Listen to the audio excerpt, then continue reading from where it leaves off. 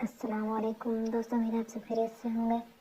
ہم صحیح بخاری کی حدیث پڑھ رہے ہیں۔ آج ہمارا ٹاپک ہے حیضہ عورت کے ساتھ سونا جبکہ وہ حیض کے کپڑوں میں ہو۔ سعد بن حفص نے بیان کیا، انہوں نے کہا ہم سے شیبان نحوی نے بیان کیا، انہوں نے یحییٰ بن ابی کثیر سے، انہوں نے ابو سلمہ سے، انہوں نے زینب ابی سلمہ سے، انہوں نے بیان کیا کہ ام سلمہ رضی اللہ تعالیٰ عنہا نے فرمایا کہ میں نبی کریم صلی اللہ علیہ وآلہ وسلم کے ساتھ چادر میں لیٹی ہوئی تھی کہ مجھے حیض آ گیا، اس لیے میں چپکے سے نکل آئی اور اپنے حیض کے کپڑے پہن لیے۔ رسول کریم صلی اللہ علیہ وآلہ وسلم نے فرمایا، کیا تمہیں حیض آ گیا ہے؟ اور مجھے بلا لیا اور اپنے ساتھ چادر میں داخل کر لیا۔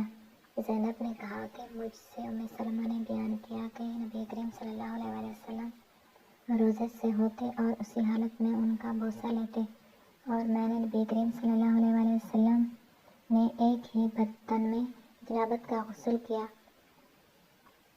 آج کی ہماری یہ ویڈیو یہاں پر ختم ہوتی ہے۔ امید ہے ویڈیو پسند آئی ہوگی۔ پسند آئی تو لائک کر دیں، چینل پر نئے ہیں تو چینل کو سبسکرائب کر دیں تاکہ اسلامی کتابوں کی تمام ویڈیوز آپ تک پہنچتی رہیں۔